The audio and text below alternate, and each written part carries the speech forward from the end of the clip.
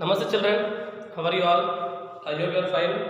Children, last class we learned how to use the alphabets while writing the rule. Alright? Today class we will see more about alphabets, how we can use the variables in different branches. As I said in the beginning, the branch where we can discuss about 2D and 3D figure shapes is called geometry. The study of numbers like whole numbers, integer and their properties. The study of numbers is called arithmetic, I said. Now today class let us see how we can use the variables to write the rules in different branches like geometry and arithmetic. Geometry is about 2D and 3D figure shapes. Arithmetic is the branch where we can discuss about numbers, different types of numbers and their properties. How we are going to use the variables in these two different branches to write the rules, let us see in today class.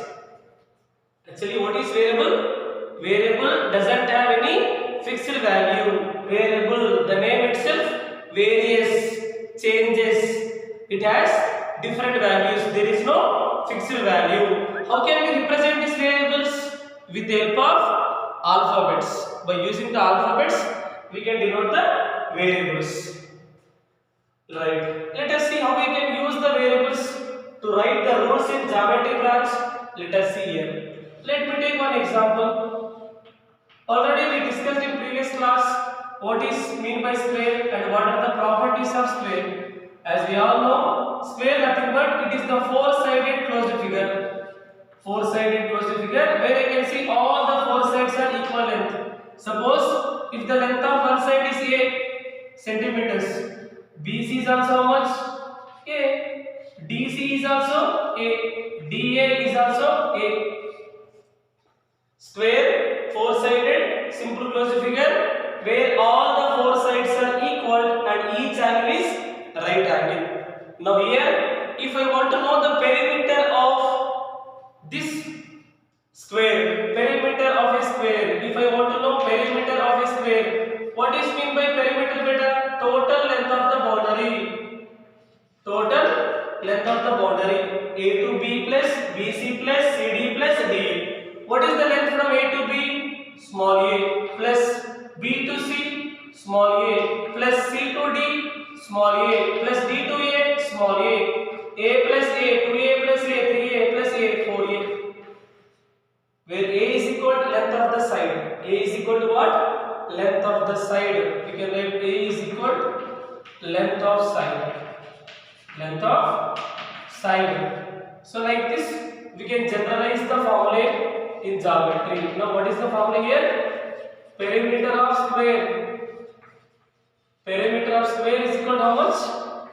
4 into A. 4 into length of the side. Suppose in question they give length of the side of a square is 5 centimeter. Find the perimeter. 4 into where A is equal to 5 centimeter. 4 into 5. 4 5s are 20 centimeter is the perimeter of square. Suppose length of the side is 8 centimeter. Submit A is equal to 8. 4 into 8 centimeter. 4 8s are 32 centimeter. So like that we can generalize the formula by using the variables. I mean by using the alphabets. Let us see one more example. Let me take one rectangle beta. Rectangle is also four-sided simple closed figure. Rectangle is also four-sided simple closed figure where opposite sides are equal. Opposite sides are equal. This longest one is called length, shortest one is called breadth. I said opposite sides are equal, both are length. Opposite sides are equal, this both are breadth. Now even for this rectangle also, if I want to know the perimeter, we need to find total length of the boundary. We can add all the sides, sum of all sides. By adding all the boundaries, all the four boundaries, we'll get the total length of the boundary, I mean perimeter. So perimeter of rectangle. Perimeter of rectangle. Actually, what is the length? We don't know. It is the unknown value. So that unknown values we can express with the help of variables. I mean with the help of alphabets. Length I expressed with the help of alphabet L. Breadth I expressed with the help of alphabet B. These alphabets we can use to express the unknown values, unknown quantities. Now perimeter of a rectangle A to B plus BC plus CD plus DA. Total length of the boundary. What is AB beta? L plus what is BC? B plus CD L plus DA B. L plus L 2L plus B plus B 2B. So like this we can generalize perimeter of rectangle. Perimeter of rectangle. Now what is the formula to find perimeter of rectangle? 2L plus 2B. From this if I take 2 common, we can write 2 into L plus B also. Suppose length is equal to, they gave here, suppose length is equal to 5 beta, breadth is equal to, what is the perimeter? 2 into where L is equal to 5, 2 into 5, 10, plus 2 into breadth is equal to 2 2s are 4, 10 plus 4, 14. The total length of the boundary of rectangle is 14. So like that, we can write the rule with the help of alphabets, by using the variables in geometry branch.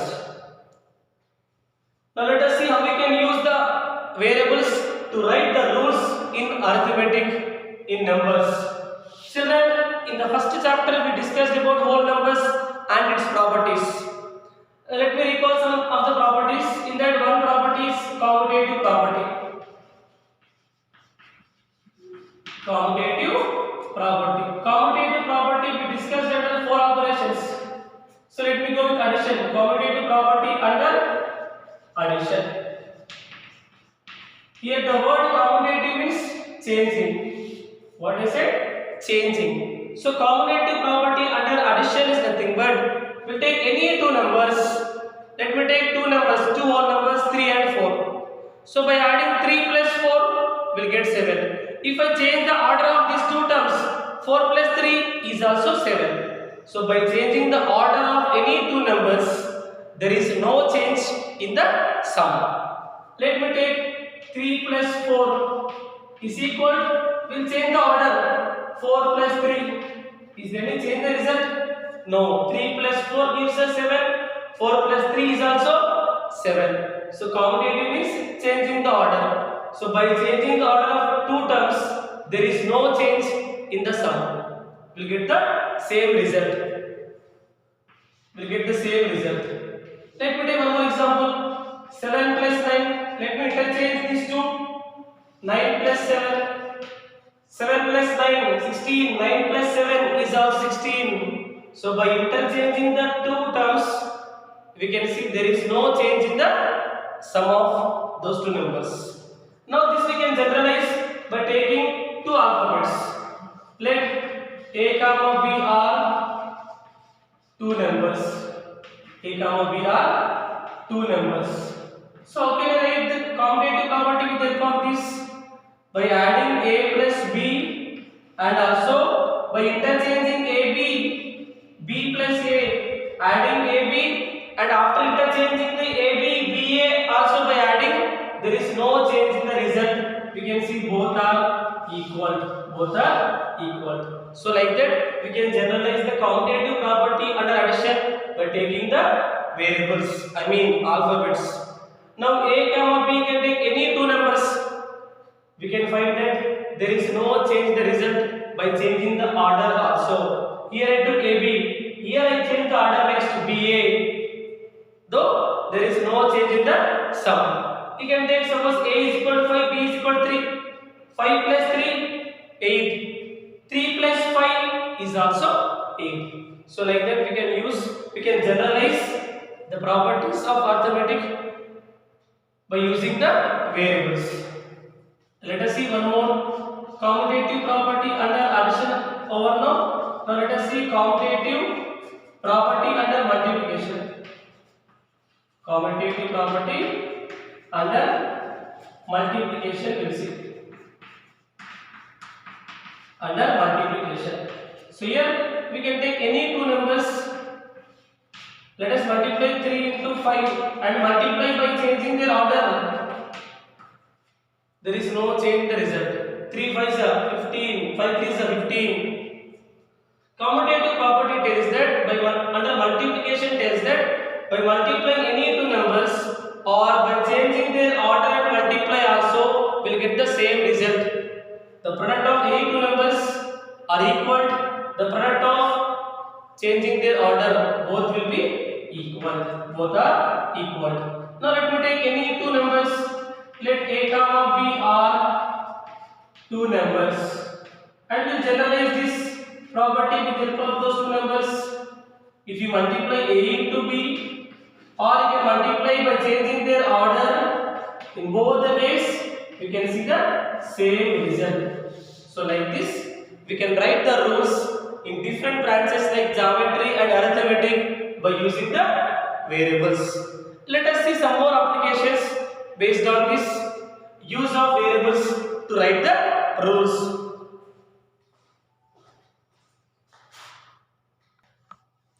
Children, let's see some more applications of variables. I mean, how to use the variables to write the rules in geometry and arithmetic. Let us see with the help of some examples. Here we have third problem, which is from exercise 11.2. Let's see third one better. A cube is a three-dimensional figure. It is a three-dimensional figure. It has length, breadth, height, but all the three are equal. It has 6 faces and all of them are identical squares. 1, 2, 3, 4, 5. It has 6 faces. How many? 6 faces. Top and bottom 2. Left and right 2, 4. Front and back. Altogether 6 faces. All the faces are congruent. Same shape, same size. They are in square shape with same size. The length of edge of cube is given by L.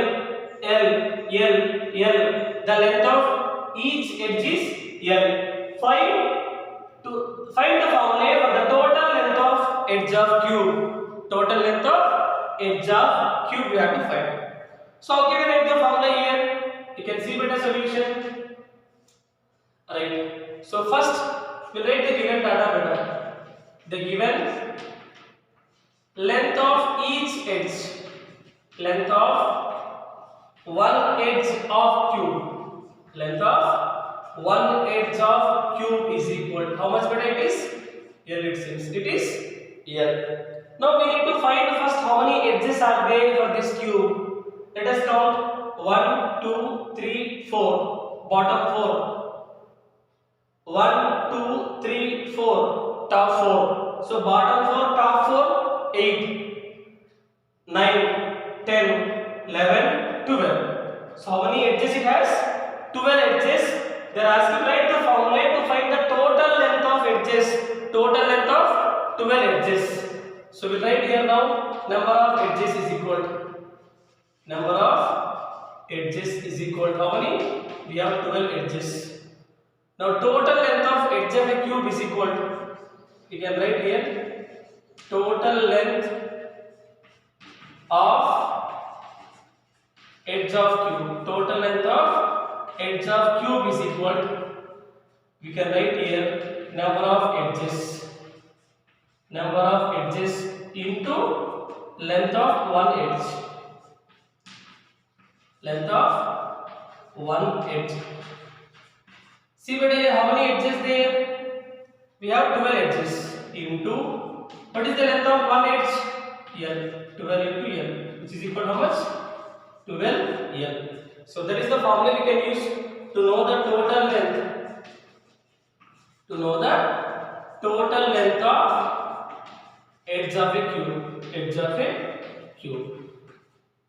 See here I wrote the formula by using the variables, I mean alphabet, which is L. Suppose if they give length of the edge is 5 cm, find the total length of edge of a cube. L is equal to length of the edge of a cube is 5 cm. 12 into 5, 12 5 is 60 cm is the total length of the edges of a cube. Like that you can find. Okay, total length of edges of a cube. Now let us see one more application based on the use of variables. The diameter of circle is a line which joins 2 points on circle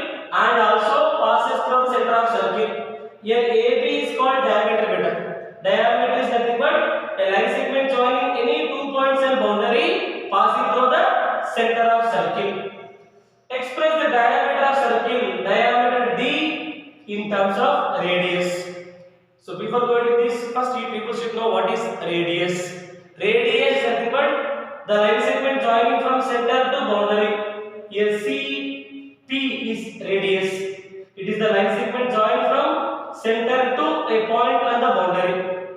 CA is also radius joining from center to a point at the boundary. So let me write CA is also radius. CB is also radius. The reason it is joining from center to boundary of circle. They are asking express diameter of circle in terms of radius. You can see better solution. Diameter. Yes. What is the diameter in that figure? AB. So diameter AB we can write BC plus CA we can write. Because sum of this BC plus CA gives us BA diameter. What do we call BC beta? BC is called radius. BC is called radius. Plus what is CA? Center to boundary is also called radius. Now see beta, radius plus radius. How many times it is? 2 times of radius. 2 times of radius. We can write here diameter is equal to. Yes. What we can write? Diameter is equal to 2 times of radius. They are asking to express diameter of circle in terms of radius. Here we have diameter in terms of radius. So what is the relation between diameter and radius beta? Diameter is equal to 2 times of radius and radius equal half of diameter. So like that we can use the variables while writing the rules.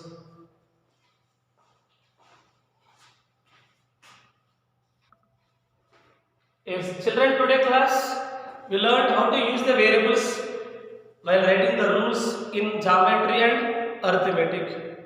Hope that concept is clear to you. Based on that knowledge, from exercise 11.2 1 to 5 problems completed classwork. Thank you once again. We will meet in the next class.